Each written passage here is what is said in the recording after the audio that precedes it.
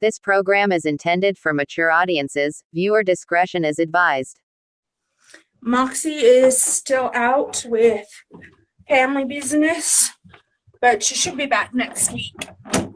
I took a little extra time to get ready.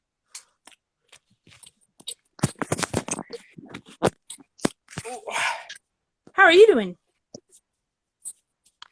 I understand why people just spontaneously kill other people now. Loot. Our squirrels. Yes, $400. Oh my gosh. Yeah, they chewed on the damn squirrel out. And to repair the damage that they did. Oh, those stinkers. Yeah, they chewed through the metal part on my roof and then kind of burrowed into the shingles. Oh no. So, yeah. Florida. The wildlife will kill you. Or your bank account. And that's why I don't live in Florida. Among 5 other million reasons. I have things to say about Florida. Try living here. My husband likes Florida because he spent his mission down there. So whenever I say something bad about Florida, he'll be like, oh, but Florida. And I'm like, no. The people down here are very strange. Oh, God. And you guys have like horrific insects and hurricanes and... See, the hurricanes where we're at, they don't get bad. Oh, that's good. It's the fires. Yeah, that's what we deal with here. Every summer, the whole dang West Coast and the whole state catch on fire. Well, last year, the swamp caught on fire. Oh, man. Yeah, the swamp. Like, Mother Nature's had it with us. She's gone and had it with us. well, it was a controlled burn that got out of control. Mm. But the beaches, Emily, we got the beaches. You know what happens at the beach? You end up with sand everywhere for weeks. I want you to actually open this link. Why are you not open? Why are you being this way? Sorry. My computer's being a jerk. I'm just entertaining myself with stray bits of yarn. There you go. Oh my gosh, I have the sniffles. Stupid allergies. I am so allergic to my poor cat. Okay. So, tonight we are discussing the Clear Lake murders, which is the case of Christine. I just listened to 4 podcasts today. You think it would have stuck out to say her name. Paolilla, something like that. And One of those. Chris Snider. So, we will start at the top with Christine. Once I get there. Let's see. Christine was born March 31st, 1986 on Long Island, New York, to Lori, a stay-at-home mom, and Charles Paolilla, God damn it. A construction worker. I have not been good with names these last several episodes. I can't do that, man. She had 1 older brother. At the age of 2, Christine's father was killed in a construction accident. Her mother turned to drugs to deal with the grief, and when Christine was 7 years old, Lori lost custody of the children to her parents. When Christina was in kindergarten, she developed alopecia, which is an autoimmune disease where the immune system attacks hair follicles. It can be caused by a couple of different things like genetics, stress, poor nutrition, and the result is varying degrees of hair loss. In Christine's case, she lost her hair, eyebrows, and eyelashes. Her mother said in an interview with ABC News, she would wake up in the morning and there would be clumps of hair all over her pillow, patches here, patches there. That had to be traumatizing, poor baby. Yeah. Unfortunately, Christine also had poor vision, so she had to wear very thick glasses. Hold on one second. Yeah, she had to wear very thick glasses, and this was in the 90s. They didn't have like the lightweight lens technology like the ones that I have, where they can do it like it's a different material and they're thinner for the heavy prescriptions. She had the classic Coke bottle glasses, and also the frames in the 90s were terrible. The fashion was terrible. You just had like these big bug-eye frames. It's even if her family had money, they wouldn't. There was just no way. There's no way you're going to put cute glasses on a 7-year-old at that time period. And the wigs that she wore, due to the hair loss, they were of poor quality. They were like the cheapo Halloween wigs. This made for Christina being ruthlessly bullied. The kids liked to pull her wig off, and they did other stupid shit that kids do. You know how kids are. I love them, but they can be real assholes.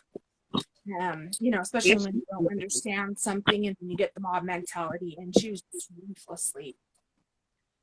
All of this wrecked her self-esteem, and that's not something that goes away. Christine's life did get a lot better, but that trauma stayed with her. Later on, mental health professionals maintained the years of isolation were psychologically scarring, and the constant rejection warped Christine's views of social interactions. Lori eventually got clean, remarried, and regained custody of Christine's brother. The family moved to Clear Lake City, which is a suburb of Houston, Texas. Christine struggled for the first little while at Clear Lake High School, but then she was befriended by Rachael, Koloroutis, and Tiffany Rawell. The two were popular girls and a year ahead of Christine in school. And they really turned her life away. They showed her how to dress and do her makeup. Like, they helped her draw on more realistic eyebrows. And they helped her to get a good quality wig. There's a before and after that I will post on social media. Like before she met them and after they helped her out with that. And they got her, like, she started fitting in more and getting friends because of them. Christine's mother said in an interview with ABC News, she came home one day so excited. Mom, she said, I made 2 new friends who are the sweetest girls I ever met. I said, who are they? And she said, Rachael and Tiffany. She couldn't speak highly enough about them. How much fun they were, how loving they were, how they had so much fun. Lori said Christine trusted her new friends and even felt okay without a wig on them, which is not something that she did with many of her friends. Sorry. My youngest. Sorry. She had even given, Christine had given Rachael a photo, and on the back of it, it said something like, we had some crazy times, didn't we? Love you. And Rachael kept that in her handbag. Oh. Rachael and Tiffany made such a difference in Christine's life that in 2003, she was voted Miss Irresistible by her school student body. So we're going to talk about these friends here. Rachael was born November 20th, 1984 to George and Ann, there's that last name again, Koloroutis. One of 4 children, 2 sisters and 1 brother. Rachael enjoyed art, creative writing, and cooking, among other hobbies. In an interview with ABC News, Rachael's friend Jennifer Grassman said, when you first saw Rachael, she just struck you as this beautiful girl. I mean, she could have been a model. She was described as a diligent worker who received exemplary reviews by each of her employers. Rachael frequently babysat neighborhood children because she loved and adored them. Rachael's obituary reads that she loved her country and considered joining the United States Air Force. Rachael co-led a youth drama ministry at Clear Creek Community Church from 1999 to 2001. She also served as a youth counselor at various summer camps and vacation Bible schools. Rachel's father wasn't surprised that she took Christine under her wing. He said Rachael was the kind of person that always looked out for the underdog, always tried to help others. And because of this affliction that Christine had, Rachael really felt sorry for her. Unfortunately, there's not as much information on Tiffany. Her parents, or her father declined commenting, and her obituary doesn't even give her birth date. It's just soups vague. So I had to go digging around a little bit. So Tiffany Rawwell was born the 24th of April, 1985, to Sally Louise and Chester Rawwell. She had one sister. When Tiffany was 12, she lost her mother to cancer. Described as a talented actress who dreamed of becoming a social worker, Tiffany's neighbors enjoyed her kind demeanor. Tiffany's father had remarried, and they were going to move. It wasn't too far away, but it would have put her out of her school district. So it was basically, she was staying in the original house to finish off her senior year. And then the dad and his new wife were going to go on the honeymoon, and they were going to come back, and everybody was going to move into the new house together. So he was within driving distance. He could check in on her anytime. And she was 18, so legally an adult. Her father also agreed to let Rachael move in with Tiffany over the summer to keep her company. Rachael had a falling out with her parents over a cell phone bill, and they all just kind of needed some space. Rachel's father, George, would later say that had he known there were no adults there, he wouldn't have allowed Rachael to move in. Tiffany also had her boyfriend, Marcus Priscilla, and his cousin, Albert Sanchez. Marcus had earned his mechanic certificate and was planning on going to college with Tiffany in the fall. He was going to major in business, and his goal was to eventually open a mechanic shop. Albert had gotten his GED at night school and was planning on going to college for computer science. This is where we get into all the unfortunately's. Unfortunately, Marcus and Albert got a side gig, I guess you'd call it, making some money there, selling drugs. It was low key, like, not that selling drugs is ever, but they weren't like kingpins. They were just mostly selling to their friends, but friends of friends. Yeah. What happened is that Tiffany's house ended up kind of becoming a party zone. People dropping in, hanging, doing drugs, whatever. And also, unfortunately, in 2003, Christine, so she's at 17 at the time of this. And Marcus was 19 and Albert was 21. So, yeah, and Albert has been there only a couple of weeks. Yeah. He had just come in. Which fell into the background real quick. Yep, it happened so fast. Okay, so at the age of 17, 2003, this is the same year she was voted Miss Irresistible, Christine fell into bad love, which is also known as obsession. Chris Snider was a 21-year-old drug addict with an extensive criminal record and a history of using women up and then throwing them out. I tried to find more information about his past, but anytime you look it up, it goes straight to Christine. It's yeah, that's what I've noticed is there's more information about her than there is him. Yeah, there straight up is not a Wikipedia page for the Clear Lake murders. You put them in, and there's a Wikipedia page for Christine, and that's it. Yeah, when I originally Googled the Clear Lake murders, something completely different popped up. But when I typed in her name, so much information. Yeah.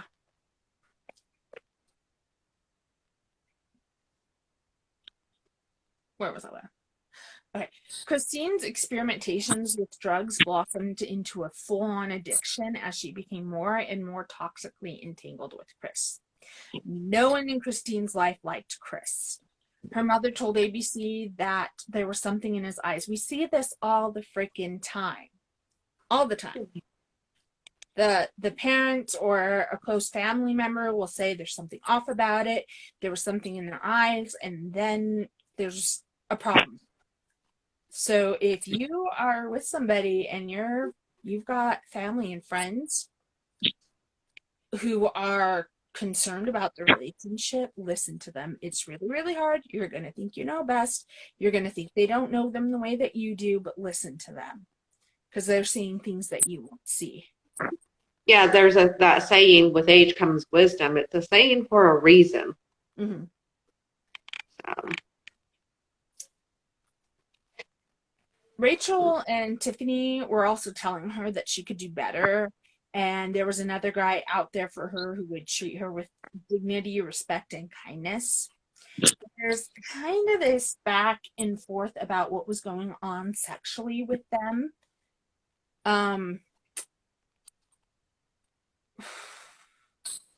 Okay, so Chris's family felt much the same about Christine. They did not like her. Chris's sister said that they called Brandy they called Christine the psycho. So moving back to the back and forth about the sexual stuff. So it was claimed that she liked it rough to a point that's unhealthy. So not to yuck anybody's yum. Not read that. Yeah. But there are, even in the BDSM community, the kink community, there are boundaries. Yeah, there's a lot of discussion that goes on with both sides. Honestly, I think the kink and BDSM community are better about consent than a lot of other people. Just really communication, because that kind of lifestyle takes a lot of trust. Yep. So there's not just conversations about consent, but there's a lot of trust building in that. You just, if you there's really no one night stands with the BDSM, because you have to trust your partner to say stop, or or if you say stop, you have to trust that your partner will listen. Yep. So I'm really glad that going through social media, I'm seeing more of these discussions about what happens. So, but let's stay on topic. Yep. Remember fries, everybody. Consent is freely given. Reversible. Now I have to remember how to spell fries. What is it? Freely given, reversible, informed. What's the word I'm looking for? It's not. It is. It's explicit, and now I forget what the S stands for. I don't know. The only S word that's coming to my mind right now is systematic, and I don't know why. No, it's I want to say safety, but that's not it. Give me 2 shakes of lime tea. I will look it up. It is from Planned Parenthood. They are the ones who, that's not what I wanted to do. They're the ones who released it, and it just makes it really easy to remember the rules of consent. And on the topic of Planned Parenthood, it is not just for the ladies. Nope. They have testicular cancer screening, prostate cancer screening. Specific, enthusiastic, and specific. That's what it was. Really given, reversible, informed, enthusiastic, and specific. And sober. Yeah, I cannot sing the praises of Planned Parenthood enough, and I know that people have their feelings about it, but they're the ones who provided me with my post-rape care. They did all of the exams, all of the tests, got me the medications I needed, and said $35 for everything if you can pay it. It would have cost me, I didn't have health insurance. It would have cost me hundreds. Yeah, and when I was 18, they gave me all the information that I needed, when I got pregnant, all the options out there that were available, and, they never forced me into anything. They never made me feel uncomfortable, unwelcome. So Yeah. they made me feel safe. Yeah. And like you said, they have services for all genders. They do a lot of really important stuff there. So, yes, totally off topic. It is. Stay on topic here. What are you talking about? If you expect us to stay on topic, you are watching the wrong program. Anywho, the whole point of consent was that what was going on with what Christine wanted was not safe, sane, consensual. However, on the other side, you had people from Christine's life saying that Chris was the one forcing these things on her and that he was sexually assaulting her and so forth. So it's this he said, she said. I think that it was just a really unhealthy relationship from both sides. I do believe that she would get violent with him, and he would retaliate. Oh, yeah, for sure. And it's possible to have both partners being the aggressors in sexual assault. It's not specific to a gender. When you have that toxic abuse back and forth, there's a lot of things you don't think can happen that happen. So my niece is watching this. I'm just going to point at her. So learn your lesson and don't get in toxic relationships with weird boys. Weird, weird. Depending on the type of weird, can be really good. But there's bad kind of weird too. Yeah. Like my husband's a total Magic the Gathering geek and, video game geek. A little weird, but good weird. Yeah. Yeah.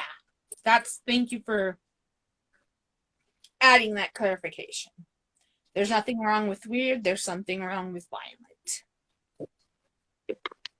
And you can't get into a relationship with somebody who has an addiction thinking that you're going to be what fixes it. And especially if you predisposition to that life, you're just going to sink. Yeah, she was exposed to this from a young age. She was really traumatized throughout all of her, young life, with her father dying, mother addicted to drugs, and then the constant bullying she received.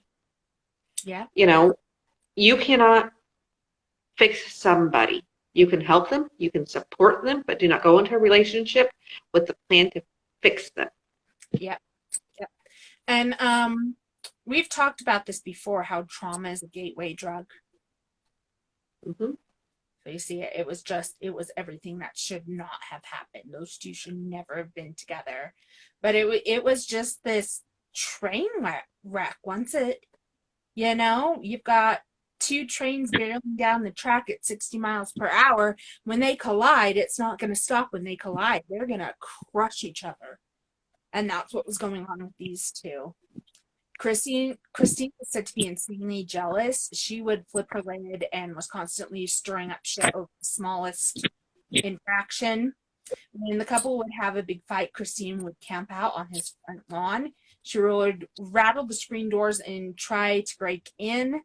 Chris's family said that she had threatened all of their lives multiple times during these altercations.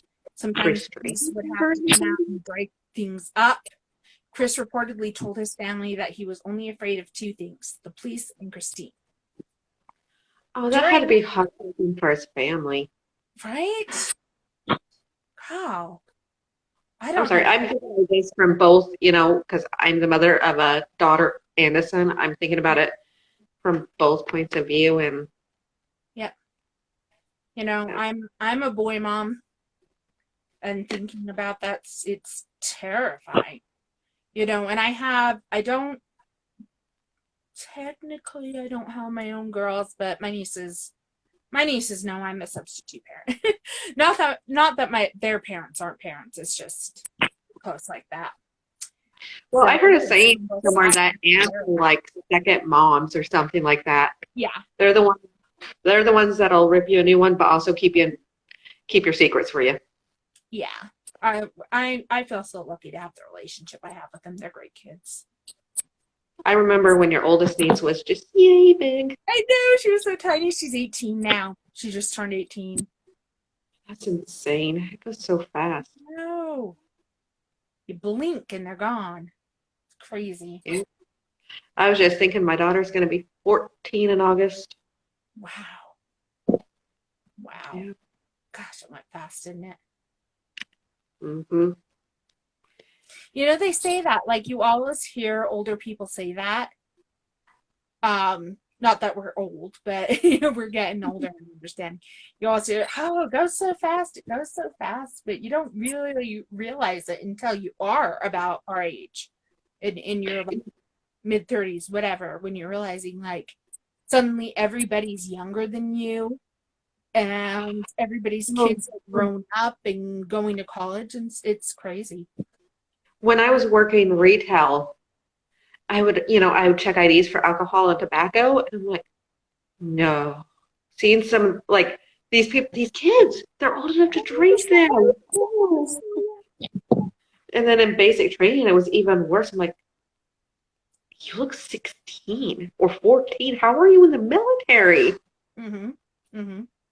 So, but just looking at these kids' faces, I got the victims pulled up. Yeah, they're so young. So young. I know. So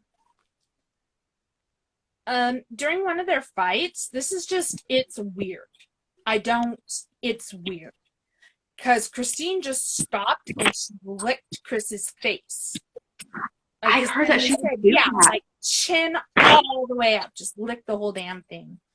And I like as a way to tame him. Yeah, something. Like, I guess it stopped the argument short, because what do you do when somebody does that? But it's nasty. It's nasty. And I'm pretty sure I would have, like, thrown a punch or something. The only thing I can think of that's worse than that are the wet willies. Oh, God, I hate wet willies. Mm-hmm.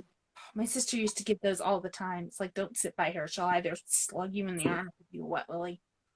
She knows this. She texts me all the time now because she's got the two girls, and her oldest is like her and the other one is like me. So she'll text me all the time and be like, I'm sorry, I was such a jerk to you growing up. I'm getting payback now. And I just laugh. It's kind of the job of an older sibling, though. Yeah, it is. It is. They'll give you shit. I mean, I'm the baby, so I don't know. Yeah. But, you know, I'm the baby as well, so. Yep. That's why we're friends. We get it. Where were they? On the night of July 18th, 2004, Christine and Chris headed to Tiffany's house in search of drugs and money. This is what we talked about, how it was it was known as a party house and drugs were on there. And these guys were heavy duty doing drugs, Christine and Chris. So the two arrived and they were let in.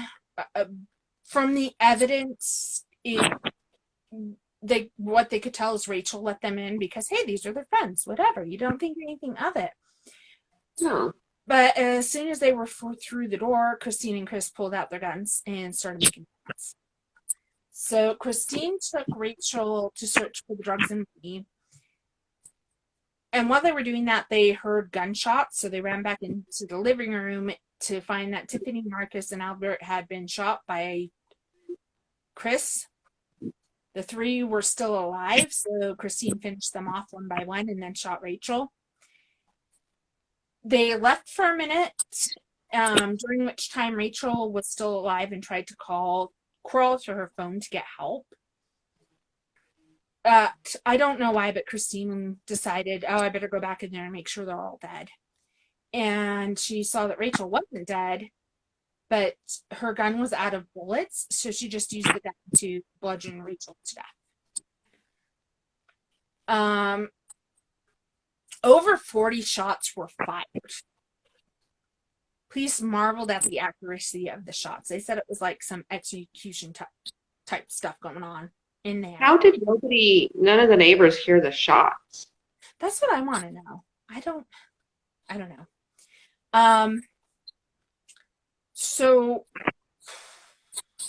let me backtrack to how they were found, and then we'll talk exactly about the wounds. Yeah, Yeah. And it should be noted that after murdering her friends, Christine had Chris drop her off for her shift at Walgreens, working the cosmetic. Can't miss work, Emily. Nope. No matter what just happened. Like, what? There's an utter disconnect there. There's something definitely psychologically where you can just do that and move on. I don't get it. I wonder if something more might have happened to Christine than anybody really knows to cause this amount of rage. Yeah. Well, and, children who have trauma in their youth, they can develop things like reactive attachment disorder, stuff like that, where they struggle with empathy and understanding the world around them. Maybe. What happened was the next night, one of their friends, Tiffany, Rachel, those guys, their friends came over. There was supposed to be a party, and her and her boyfriend arrived an hour early. She went up to the door, knocked on the door, nobody answered. So she opened the door because she knew it was open. It's always open. And she walked in to find, at first she only saw 3 of the bodies. And it was a nightmare, blood everywhere, really nasty. So she ran out screaming. Her boyfriend came, he looked, and, he ran out screaming. They were yelling at the neighbors to call cops. In 2003, cell phones weren't really something that everybody had. Mm-mm. So they couldn't and they weren't going back in the house to use the phone there because it was a gruesome scene. What they found were Tiffany and Marcus were propped up on the couch. They had been shot several times, abdomen, head, legs, so forth. Marcus had his head bludgeoned. We're not sure who it was who did that. Albert was... Wait, I feel like that's wrong. I feel like it was Albert and Tiffany who were on the... Whatever. Which is it? Now I can't remember. Whatever. We'll just say it was Marcus and Tiffany. Albert was behind the couch. That's why they didn't see him when they first walked in. And Rachel and Tiffany were both shot in the crotch. It's just... There's a lot of anger there toward people who really took care of her. I don't get it. But Rachel was the one who got the worst of it. She was shot 12 times, including the torso, the head, the legs, the foot, the buttocks, and of course the crotch. And she was bludgeoned so bad that you could see brain matter. It was bad. Maybe some jealousy. Some jealousy, definitely. But the comment about caregiver, her mom really struggled after her dad died. So, there's probably a lot of anger towards caregivers there because, grandparents, they get old, they can't do the stuff that parents can do. Mm-hmm. So. There was just something.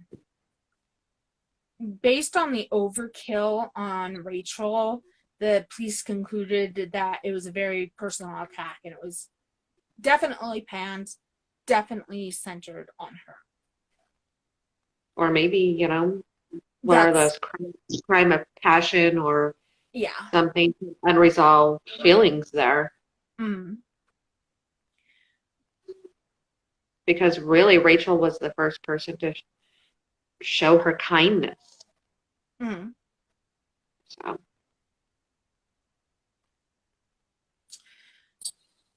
When the police got there, they had basically nothing to go on. There wasn't a whole lot of physical evidence. The only thing they had were some neighbors. I think they were the Vladimirs. It doesn't say right here in what I'm looking at. they said they'd seen these two kind of suspicious kids wandering around that house. It was weird because it's July in Texas, and these kids were clad in all black. That's, you know. Yeah, 9 years in San Antonio. It gets hot. Yeah, we're talking like 100 plus weather here. And they're like head to toe in black stuff. That's, no. You don't do that. That's shorts and tank tops and flip-flop leather. What was it? I think it was the Moms and Murder podcast where they're like saying everybody knows if you're going to commit a crime, you're wearing black. You know, they're like, they didn't get the memo on that. Nope. So police just had these sketches to go by, and I will post the sketches because they were actually pretty accurate. It's amazing. Sometimes they get it right. In 2004, Chris and Christine broke up after Chris was put in jail for car theft. Too little, too late. Yeah. So shortly thereafter, Christine entered rehab. And while she was there, she met Stanley Justin Rott. Gosh, I hate to call him Rott if that's not how it's pronounced. It's Rott. Now, everybody tells you do not get into a relationship when you're in rehab. That's not the way to do it, but they did it anyway. Whatever. So he was a heroin user. It's raining, so if you turn it on my fireplace, sorry. Oh, it's fine. They were married in March of 2005. At that point, Christine actually came into some pretty good money. It was a trust fund left to her by her father for $360,000. Yeah. Did not do her any good. Nope. So they bought an apartment, but I mean, this is all going downhill, obviously. In July of 2005, on the second anniversary of the murders, Christine was watching a newscast on the television about how the case was still open. And when the sketch came up, she commented to her husband, "Hey, doesn't that sketch look like me?" And she ended up no obvious. Yeah. She ended up telling him, like, confessing everything about it, but she said that Snider that Chris had committed the murders. Her version was they got to the house and he put a gun in her hand, and she had no idea what was going to happen, and then she was just so scared, so she was going along with it, and bullshit. Not like they couldn't turn the gun on him and say, drop it. And so they were in hiding. And by November of that year, they were living in a motel room in San Antonio, and they held up there for the next 8 months, and they were nasty. I've got like one picture of the scene. It was nasty. When the police got the anonymous tip about them, and they went and found them. So this was somebody who had been in rehab with Christine that gave the anonymous tip. Yeah, so they found them in July of 2006. And when they got to the room, there were heroin needles everywhere. There were like chip wrappers and Reese's peanut butter cuts and dog shit. And they never allowed house cleaning in there, and they never left, or housekeeping. That would start smelling real quick. People. It was. But it looks like a pretty, from the background, it looks like a shady ass motel anyway. It was disgusting. I can't remember who it was in one of these that was saying it was like walking into a murder scene itself. That it was so bad. I read somewhere that it was like 70 vials of heroin were found. Yeah, it's insane. Well, they were spending like $500 a month on drugs. At least they have a bottle of rubbing alcohol there. Well, I guess. I don't know. Surprisingly, the two of them were spending less on drugs than that one guy was spending on cocaine. On what? On cocaine. It's, shoot, I was going to put that up today. Inappropriate History. The next episode that's going up probably tomorrow-ish, somewhere around there, is about the history of cocaine and anesthesia. And one of the guys was spending like, what was it? It was like triple digit thousands. So 60, I guess. Yeah, so surprisingly, somehow these guys were spending less. I don't know. Yeah, cocaine was a big problem in the 80s. Oh my gosh, yes. Where was it? Ooh, Sorry, I'm looking at some of the pictures on Tumblr. It's okay. I do need to start wrapping this up, but that's okay because we are almost done. Mm-hmm. On July 21st, 2006, they were charged, Christine and Chris were charged with capital murder, but they had yet to be apprehended. And Christine's bail was set at $500,000 as she was considered a flight risk. In June 2006, Chris moved to Greenville, South Carolina, and he was living with a woman he'd met online because that's always a good idea. Super healthy. When Christine was arrested in July, one of Snider's family members called to inform him that the police had issued a warrant for his arrest in relation to the murders. Long story short, he killed himself. He overdosed. It's from the reports, it wasn't, he accidentally overdosed. It was that he very purposely overdosed.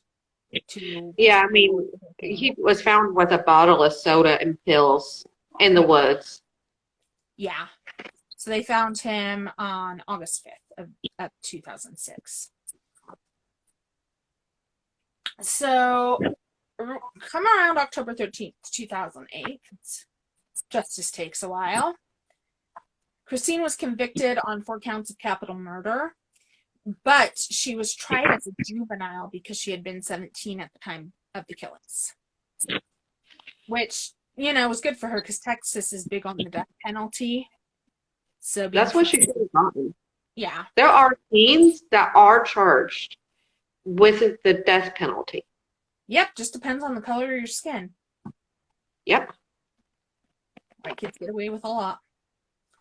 Especially white girls. The next one you should do, speaking of white girls and death penalties, is the Slenderman case. We've already done that one, actually. The 2 girls? Yeah. Okay. I've done that one before. Yeah, it's That's crazy case. Yeah. So she was sentenced to life in prison. She'll get out when she's like 60. Huh? She'll get out when she's 60, right? Something like that, yeah, because I think it was actually 40 years. How was 40 years a life sentence? I think life sentences are actually 25 years. So I'm not. That's not a life sentence. I know. On November 29th of 2008, she filed an appeal on the grounds that the trial court abused its discretion in setting her bail so high. And the appeals panel was like, screw you. They're like, yeah, it was set that way for a reason. No. Yeah, when you come into $360,000. It's when they're flight risk, they don't want the money to be easy to come up with. Mm-hmm. And they're also counting on if somebody does come up with that type of money, they're going to make sure that person stays put. They're not going to be out that kind of money. There's reasons bails when justice is being properly carried out. There's reasons for bail to be set that high. Yep.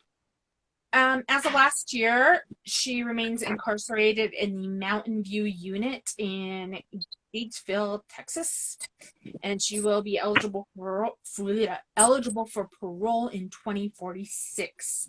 So yeah, like you said, age 60. Mm-hmm. Ooh. Oh my goodness. All right. Toxicity breeds toxicity, ladies and gentlemen. Yep. When you have issues, work on them rather than trying to get laid. Yep. And it's so important to prioritize yourself. I know there's a lot of concern in culture. A lot of people like to settle on the selfish and preach things like toxic forgiveness and so forth. But boundaries are healthy. And that's something that I've been trying to change up my vocabulary with my kids. Like, I've laid down a boundary. You need to honor that. I've expressed to you my limits. Trying to change that vocabulary when I'm telling them what I need, so that I can teach my children from a young age about respecting other people's boundaries. And when they tell me something, I try to listen. So, but I also want my kids to be selfish. You need to, in order for you to live a happy life, you need to actually be happy in your happiness. If you're depending on other people to make you happy, you will never be happy. Yeah. So, that's my little rant. Yeah. Because these kids did not learn that they need to focus on themselves. If somebody had taught them to focus on themselves, this could have ended up totally differently. Yeah. Yeah, it's never right to throw blame around anybody but the people who did it. Mm-hmm. However, there are circumstances we can look at and say there were approaches that could have been taken that would have been beneficial for Christine, for Chris, for everyone involved. Things could have been better. Mm-hmm. And we're very lucky to live in the age we are where people are having these conversations. And we have the social media. We have the Crunchy Mom groups. I know Crunchy Moms get a lot of trash. However, they do know a lot of good safety tips. And they are having conversations that need to be had. So it's nice. I do wonder if anybody ever sat down Snider, Chris, right? Yeah. Yeah. If anybody ever told him that men can be abused and that is what he was experiencing. Yes. And that there is no shame in that. Yeah. If you take away one thing from this episode, it's understanding that it doesn't matter what gender you are, you can be abused. And it doesn't matter what gender the other person is, they can be the abuser. And there's more than one way to abuse somebody. Yes. Abuse doesn't always look like abuse. You can't go out and see that person. I don't want you to spend so much time with your friends. Mm-hmm. That is the beginning of isolating you. Yeah. Financial abuse, mental abuse, emotional abuse. Mm-hmm. Especially we as a society, as an American, United Statesians, whatever you want to call us, we teach our boys, that what they're feeling isn't valid. That they can't be sad, that they can't cry. And that is a form of emotional abuse towards our sons. It really is. It really is. Our men deserve better. All of our kids deserve better. But very specifically, I'm picking out men in this conversation because it is what we're talking about. Those identified as male, whether they've been misgendered, whether that's their gender, whatever, are taught very, very toxic things. And it's shut down conversations. And a lot of men are stuck in abusive cycles, stuck in cycles of abuse. They can't get therapy. They can't try to report crime, or they can't get out of these toxic marriages or whatever, because then they're the bad guys. Yes, it happens, to all genders. And the conversation needs to be had about all genders. But we do need to be listening to our men. We're both. We're moms of boys. Yep. And I never want my son to be in that situation where he feels that he has to man it out and be getting hurt like that. It's not okay. You know, my youngest son fell off his bike at my in-laws' house, and my father-in-law was like, "Oh, don't be weak, you know, you don't cry." And I'm like, he's hurt. He can cry. He can express himself. He fell off his bike. He was like 7 years old, and I'm like, "You remember when you were 7 and you fell off your bike and scraped your knees? It hurts." Mm-hmm. And they don't, like, most kids, most healthy kids don't have the big, super painful experiences that you'll have in your adulthood when you're, you know, you roll over in bed wrong and all of a sudden all the nerves in your back are pinched, whatever. Like that, first of all, as an adult, scraping your knee freaking hurts. And as a child who doesn't have experience with more painful things, that's really impactful. Yeah. I mean, speaking of ridiculous injuries, you know, I was sitting on my ankle binge watching Netflix, and I didn't realize it fell asleep. I stood up, put all my weight on it, and I went down, and for the first time in my life, I actually sprained something. Oh gosh, dang it. You and your stupid healthy body. Right. And I'm just laying there. I am just laying there in front of my daughter's door. She didn't hear me crash to the ground. I'm like, my husband's 40 minutes away, and I done messed up. Oh, the time that I wish I would have had, like, one of the reasons that we did end up getting Alexa was because of this, like, watching how it helped when my mom was in her last weeks of life to be able to call somebody in an emergency, have Alexa call. When I had my big bad crash, a ladder broke from underneath me. I fell so hard that my face broke off the stove. It ended up messing up my knee. I've had to have 2 surgeries since then. I didn't have my phone on me. I had to crawl across the house to my phone to be able to call my husband. Like, it's so scary. You don't know. Yeah. I mean, the ligaments in both my knees don't keep my knees in place. Oh, no. So, and I have it's benign tumor, like right above that. And then I have this is all in the same, like, and further north and about the middle of my thigh, I have a perfect, like, odd shaped 8-sided dice object in my thigh. I wonder if it's like a subdural hematoma. Did you get hit that really hard? Yeah, by accident when I was 14. When I had my car wreck, it took years. I had a dime-sized one on my knee, and it took years for it to dissipate. Like, it was only a couple of years ago that it actually fully went away. So. Yeah, I mean, that doesn't bother me as much as, you know, just sitting here and then all of a sudden a nice ice pick just stabbing me over and over again. That feeling. Oh, and then I have nerve damage in my back from working at Subway. So, like, my husband was jokingly, you know, and then he punched me harder than he had intended to. And he's like, "Oh, no, no." I'm like, "I didn't even feel it. You're fine." So this is what happens when you're older. And this is also why when you're young and you have every potential of being healthy, you don't screw it up with drugs. Right. I just lived in, I mean, I think you met my mom once. My mom. Yeah, I met her times. I lived in fear of my mother, so I never even thought to do drugs because my mother terrified me. I had a 4th grade teacher, and he put out this challenge. He said, after you graduate high school, I want you to be able to come back and say you never tried drugs. And he said, I have never had a student be able to do that.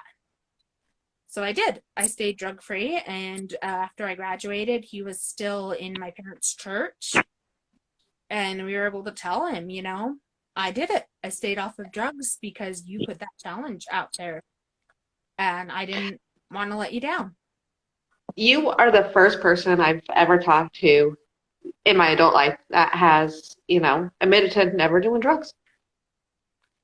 So everybody's like, oh yeah, I've smoked pot or I've done shrooms or, Oh my gosh. you know, It's hilarious because my therapist is he's not pushing drugs, to be clear. In my state, medical marijuana is legal. But yeah, the last appointment I had with him, he's kind of like, so have you tried this? This is something you should be looking into. And I was just laughing so hard. Here's the thing is, my oldest son was talking to his psychologist today, and he did ask about medical marijuana for his anxiety. And she said that all of the studies that are being done now for like depression and anxiety and that, it's showing that it does not help, and in some cases, it actually makes it worse. That's so interesting, yeah, because I love, I'm a big proponent of medical cannabis. I'm actually for just decriminalizing it in general. There's a whole history there that we don't have time to get into. I know a lot of people though who are in my situation where we have PTSD and we have chronic pain and we have nausea, all these other things that have been treatment resistant, and they're like, cannabis is a miracle for them. But it depends on each body. Everybody's bodies are different, and there are also several types of cannabis, and it's about getting the one that's right for you. However, yeah, she's are in like FDA, clinical trials, and she said, and the effects can actually be really damaging on undeveloped brains. Yeah, that's what you have to, like, undeveloped brains. So your brain doesn't. Actually, I was listening to this earlier because they'd been saying that your brain solidifies at 25, and now science is saying it's more toward 28 that they're seeing that happen. Actually, it's kind of the same thing as when you get, babies get their first teeth, when you lose your teeth, the wisdom teeth. It can happen anywhere from your mid-20s to even into your early 30s, kind of like puberty. It can happen as young as like 8 years old and as old as like 18, 19. Everybody and every brain is different. Yep. So, yes. That's another lesson to take away from this. I'm sorry. Somebody's going to get mad. I know it. Lots of people are going to get mad. When you are 17, you do not know. Like, that's not your end all be all, okay? There's more to life, and if you're in a relationship where you don't think you can survive without the other person, that is not good. It's not healthy. Everything feels so extreme at that age because your brain is so malleable still. Hi, Sarah. And it's not. I know it feels that way. And I know a lot of people will be like, well, I married my high school sweetheart, da, da, da. And for that, there are a million other stories where people married too young and it was bad. Yeah, and Ryan and I, we got married when we were 20. And, we've been married for 16 years now. It has not been easy. But I live by what Ryan has said. If two people really want it to work out, they will. And then I asked him one day, we were married about 3 years at this point. I'm like, if I left, would you take me back? And he's like, no, because you left for a reason. So, and that was really healthy that, and here we are. It'll be 17 years this summer that we've been married. So, because if two people really want to work it out, they will. But that comes with maturity. Yes. And it does have to be two people. I was raised in this very toxic ideology that if you want a relationship to work, if you really want it to work, then, it will work. And I ended up in horrific relationships because of it. And it has to be both people, and you both have to give 100%. It's not 50-50, because if you're giving 50-50, the other person is always going to feel that they're being shorted, and they probably are. You're being shorted, you're being shorted, you got to give it 100%. Yep, the only thing that's 50-50 is divorce. And it's also worth saying, once again, ruffling feathers here, that love is not everything. for a marriage, for a partnership. No, and I don't like that excuse of, well, we're just staying together for the kids. What you are teaching your children is it's okay to stay in an unhealthy relationship. That they don't. That it's toxic, abusive, whatever it is. So no, that's why. Yeah, and that's why I think that marriage vows do need to change. Yeah, and the thing is that two people can really love each other and care about each other, and it's still not right, and it's still not work, because a relationship, a committed relationship like that, takes so many things. Like the two biggest things that destroy relationships are money and in-laws. Yes. Yeah, I'm not going to say anything. Yeah. Well, I mean, that's the data. And, it is what, there's so many factors. You have to be, because there's this dream and this idolization that we're taught in society as well, that you love each other and you're going to face all odds and you're going to make it through and you're just going to be so happy because all you need to do is love each other. And it's not the reality. It's patience, it's kindness, it's understanding, it's communication. You can be poor as poor and you'll be struggling with money, but if you're communicating, if you're taking your time to let them speak, and this is where I just lost my crochet hook. Sorry. You need to listen to understand, not listen to respond. Because I think that's what kills the relationships. It's not the finance. It's the lack of it's the communication that's happening about the finances. Well, the thing is that it depends on how much money we're talking about. If you are surviving, if you're making enough money to survive, there's a lot you can do. If you are not making enough money to survive, it will destroy relationships so fast. And it's not a cut on anybody for, people are become impoverished for all sorts of reasons. A lot of time it's cycles of poverty. And I'm not digging on those people. I'm saying there's a point where it just becomes hard to get out of poverty because people are like, just buy better shoes. Well, if you have to go to work, you need shoes right then. You can't save up for the $200 pair of shoes that you get at the mall. You're going to have to buy the $25 shoes at Walmart every month. Yeah. Well, and poverty, the studies are in there. It's the information's there. Poverty wreaks havoc on mental health. It will remap your brain. Mm-hmm.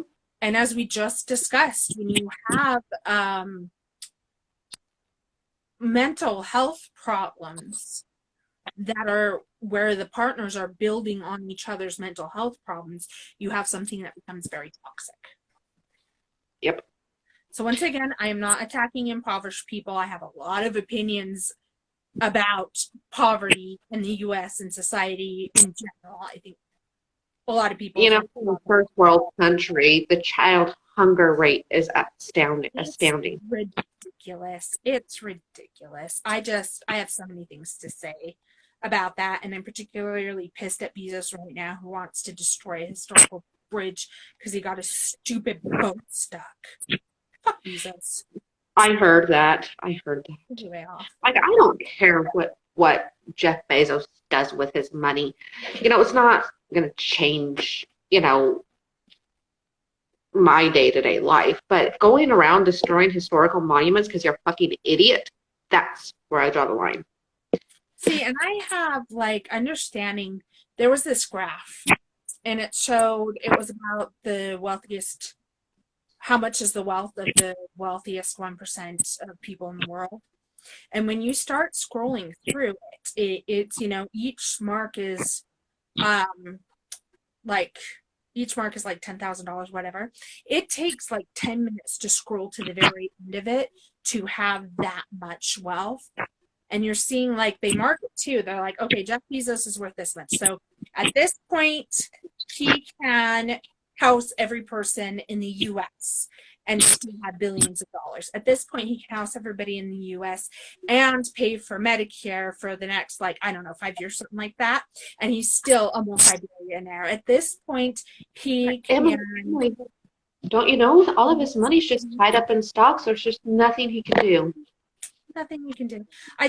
Like I said, I have a lot of opinions, and it's not that I don't think that people who work hard shouldn't be able to live a comfortable life. It's just, I believe that at a point, wealth becomes murderous. That kind of wealth is murderous. I always thought what I would do. You know, I play around sometimes about what I would do if I ever became that wealthy. Mm-hmm. I would start helping out in the low-income schools, making sure that they have the tools and the resources that they need. Like, seriously, you get like Bezos and Elon Musk and crap, who's the other one that I'm trying to think of? I don't remember. Yes. Who was the third one in this space race? I can't remember. You put their wealth together, you can house every person in the US. You can completely fix the water and sewage. You can You know what really pissed me off is, and you know, I'm all about historical monuments and stuff, is all these people were rushing to donate to the cathedral. I just had a brain fart. Oh, I was so upset about that. I was able to visit Notre Dame many years ago before the fire. I almost called it Notre Dame, and I'm like, it's not.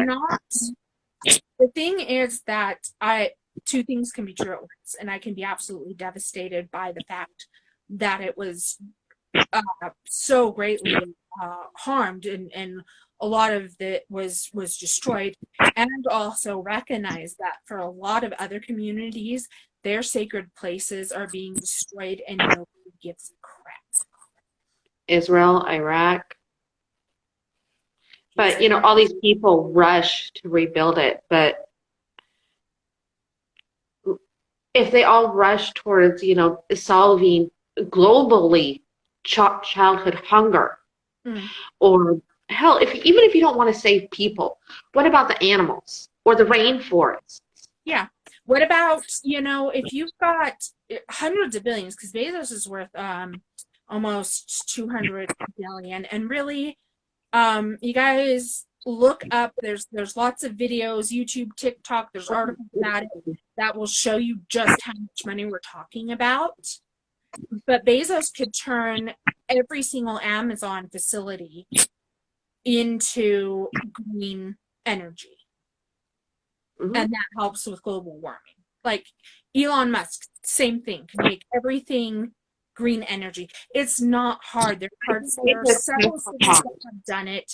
A lot of Scotland is completely green energy. It's actually way more efficient. So it's not even just like, oh, this is cleaner energy. It actually produces more energy than the current systems we have today. There's so many things that people can be doing. And the advancements with algae can replace plastic. I did not know that. There's so many things that are out there that could be done with that kind of money, and that's why I call it murderous wealth. And also, when you hoard that money, you're keeping it out of circulation in the economy, and you're actually killing the GDP. You're killing what? The GDP, gross domestic produce. No, not produce. Gross domestic. Shit, now I forget what the P is. But it's how much money the U.S. produces.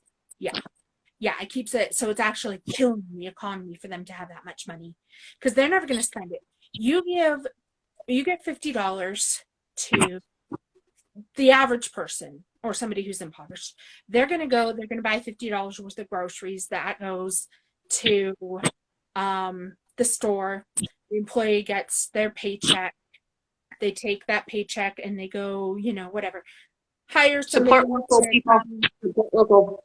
Yeah, support local. Sorry. They go and they hire somebody to mow their lawn, and that person gets that money, and it's going in cycles. You give $50 to somebody like Bezos or any of the 1%, and it sits there in the account, and it stays there, and it it tanks the economy. It really does. You So know that's what? a If I whole had other that much rant wealth- on politics. if I had that much wealth, I would actually get my roof, the shingles on my roof fixed. I would get my garage door fixed. I'd replace my refrigerator and my dishwasher. It's piling up. And to bring the conversation full circle, when you have that kind of money, you can make sure that people are getting mental health care, and they are getting the medications and treatments that they need. They are getting the rehab that they need, because there are a lot of people who do want to go to rehab. They don't have the resources. There are a lot of people who are, I see it all the time, that people are looking for therapy, but they can't afford it. They can't find, their insurance doesn't cover this, or they don't have insurance, whatever. When you have that money, you can back community programs that provide mental health services. And that's the problem that we're having here in our neck of the woods, is adequate health care for children and adults who have mental health problems. Yeah. There are 2 facilities, and they're short term. Yep. So this goes back And to they're what all you were saying. at max. What kind of difference would those resources have made in Chris and Christina's life, or Christine's life? Sorry, I saw one thing where her name was written Christina, and then it stuck, and then I had to go back and change everything. It's Christine.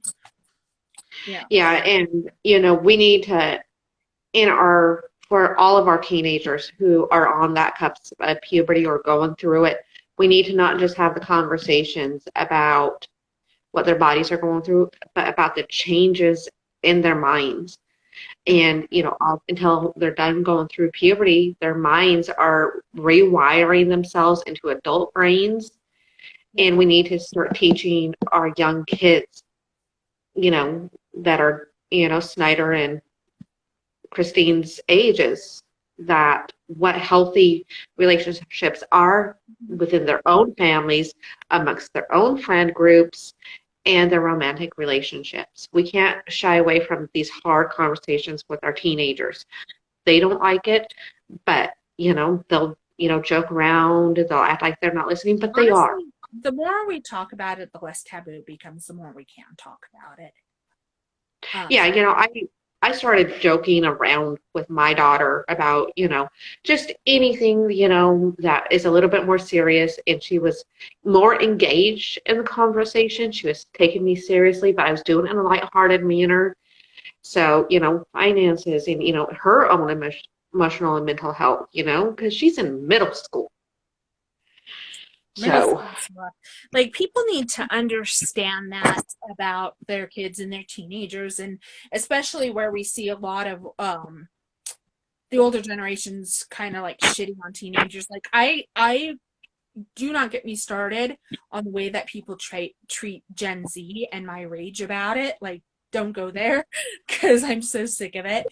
People need to give teenagers a break. They're going through a lot of shit, and it's something like I told my kids before, and it's actually been very helpful at times, just to tell them, when you go into puberty, your brain starts to transform over from your child brain into your adult brain, and the part of the brain that develops first is your lizard brain.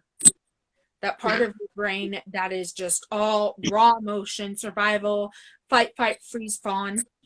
It's getting bigger, and it's doing a more intense job, where your prefrontal cortex and your I can't remember the other part of the brain, where it processes logic and reason and can properly compartmentalize and file things, It's one of the frontal lobes, right? Yeah, there's a prefrontal cortex, and then there's another one, and I can't remember what it is.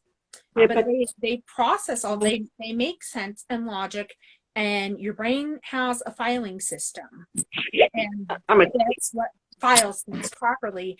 That is developing last. There are so many raw, visceral emotions. Just everything is think of you being on your rawest, last nerve, and that's the world that teenagers are living in. Gotta cut them some slack, and they need to know that, because so many times, like, you know, I've worked with a lot of kids and teenagers over the years, as well as my own kids. They get so down on themselves, because when you don't understand why you're feeling a certain way, when it feels like you're reacting and over emotional, you can't seem to get a grip on it, and you can't understand what's happening, it really kills your self-esteem. You start to develop these ideas that you're worthless, that you're broken, that you're inherently wrong. So we need to talk to our kids about this. I'm sorry. Oh, sorry. No worries. Oh. I'm done. We're good. We're good. We're good. So I think I've wrapped up my rants here. We should do a whole episode on the brain. It is such a fascinating. It really is. We should do a history and shit episode on that. And especially because, you know, with history, you know, we do cover a lot of teenagers, because a lot of these younger men and women who made a huge impact on history, they weren't much older than, you know, what you know, your nieces and, you know, my kids are. Mm-hmm. Mm-hmm. Especially when you look at women throughout history, or those who have uteruses throughout history, because it's not just women. John March was 14. Yeah. But you look at a lot of these, like, it is amazing that they made the accomplishments when they made the accomplishments, because so many people with uteruses died so incredibly young in childbirth. Yep. They were having babies, like, first of all, the complete unhygienic, like, the whole history of people figuring out to wash their hands to stop killing moms and babies is wild. But their bodies were not developed enough to handle pregnancy, and there were 5 million things that were going to kill you, and if you had a uterus, most likely you were going to die in childbirth. Wasn't it like 1 in 4 women died in childbirth? Oh, it was awful. I'd have to look up the statistics, but it was bad. It was super bad. So it is amazing. More advanced societies like Egypt and China back in the days, they still were horrendous about it. Like, you think about it, these people were having babies at like 11 years old. Look at your 11-year-olds. Look at even your child's 14. You know, my girls are 16, 18. Look at their bodies. They're not meant to have children that young. It's just your body is just not meant for that. Like, and even your organs, your brain, your bones, all of that is still developing, and then you're putting a child in there, which takes so much out of your body. Like, one of the reasons that people who are pregnant need more calcium is because the calcium is literally being pulled from our bones to create this child. So you think about that, when your body is still so heavily developing, and then it pulls all of these resources to sustain a child and bring that child into this world, like, it killed these little girls so fast. So for those who survived and accomplished the things they did, and accomplished them so young, it's truly astounding. That's the only reason why Victoria, Queen Victoria the First, I believe she was the first, you know, became queen, was because her cousin died in childbirth. It happened all the time. It was so dangerous. And how she managed to have, what was it, 6 children? But she didn't start having children. I think had 8. Yeah, I can't remember. Was Albert. Yeah, Albert and Victoria had 8 children. Yeah. So I think anyway, died, but they had 8 children. Yeah, one of them, the youngest son, had the royal disease, the blood issue. Yeah, the hemophilia. There we go. But So, but definitely we need to do an episode on the development of the brain, because I think that does really put into context what these young ones, and I feel so old calling them the young ones, or like maybe a Jedi or something, the younglings. That's anybody under 26, I call a kid. Yeah. It's like, I get it. They're legally an adult. They're technically adult. They're having their own kids. They're still a kid to me, okay? Look, there's going to be a time when I'm 50 and I'm calling 30-year-olds kids. It's going to happen. Deal with it. If we live that long, who knows what's going to kill us next. The icebergs are, my husband, he said that there's going to be even more like viruses and diseases because, you know, the ice caps and all of this ice is melting. There was, I'm trying to remember where it was. I want to say Russia. It was up in that area where anthrax became a problem again because the ice was melting and all of these animal corpses that had been infected with anthrax, and the anthrax had frozen in the permafrost. They were coming up and the anthrax was getting back into circulation. Yep, that doesn't surprise me. But remember, people, we still have the bubonic plague that never actually went away. So when people try and psych you out that something was found with the plague, it never actually went away. It's always there. We just learned how to treat it. And more murder hornets are also not new. So,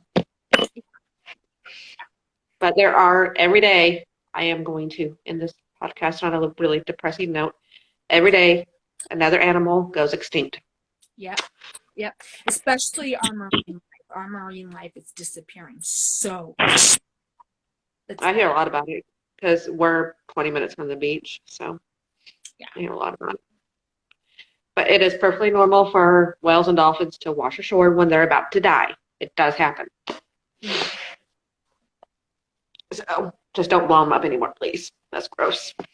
Oh my gosh. That was, I need to do a spot about that. It was so bad. I know I shouldn't laugh because it I don't think anybody actually got hurt though, so I can laugh about it. Like some cars were destroyed and stuff. And oh well. We don't need any more cars.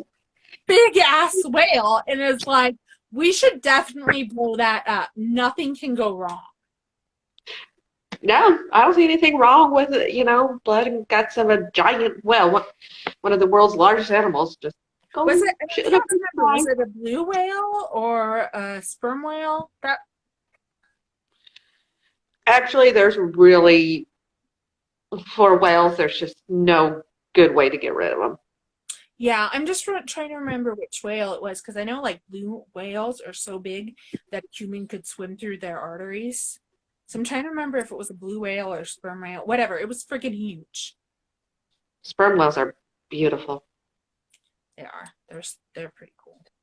It's horrible how close to the brink of extinction they've been hunted historically. So yeah, they're talking about making it legal to hunt wolves again. I heard that. I'm like, what the fuck, people? Yeah, it's such a delicate thing, though, because if the wolves become overpopulated, then the deer shortage is going to happen, which is going to make the grass overrun, and it's going to really set off the whole eco balance if the wolves do become overpopulated. Because I support legal hunting because it does keep the balance, but at the same time, wolves are in danger.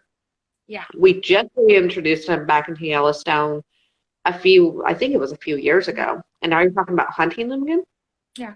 And especially if you break down specific breeds, certain breeds are more than others, that somebody's out there hunting wolves, are they really going to pay attention? No. So, because just like that dentist, some people are just in it for the fucking trophies. Yep. So, I was watching something that was really interesting. Trimming ivory tusks off of the elephants and what they do with it, the reason why they do it, and how they safely do it.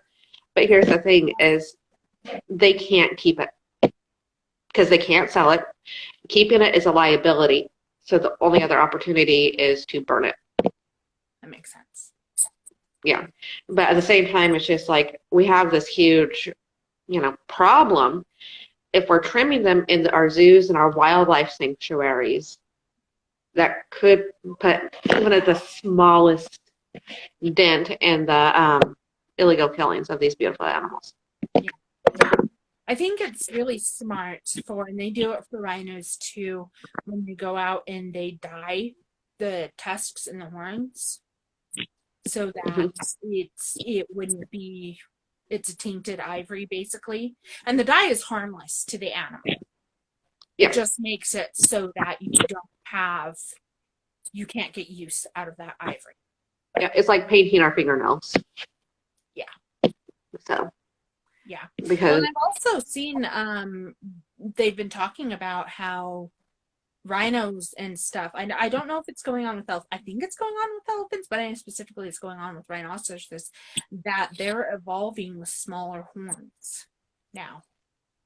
Interesting. And it's a survival because there's that balance between being able to protect yourself and whatever the horn provides, but also it's driving to extinction.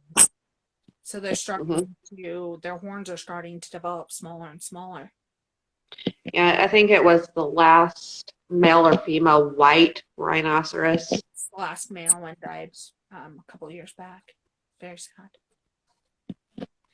So remember, people, if you ever become filthy rich, focus on saving something, please. Save our oceans, our animals. I don't care. Quit wasting your money on trips to the moon. Nobody needs trips to the moon. Nobody needs a penis rocket. Huh? Penis rocket, yeah. So. Have you seen that meme that Scott Bezos's rocket, and then it has Dr. Evil on it? And it's like, I'm going to tell my grandkids that this was Bezos. Oh, God, yeah. I mean, but Jeff Bezos' head alone looks like a penis. So. Yeah, it's true. It's true.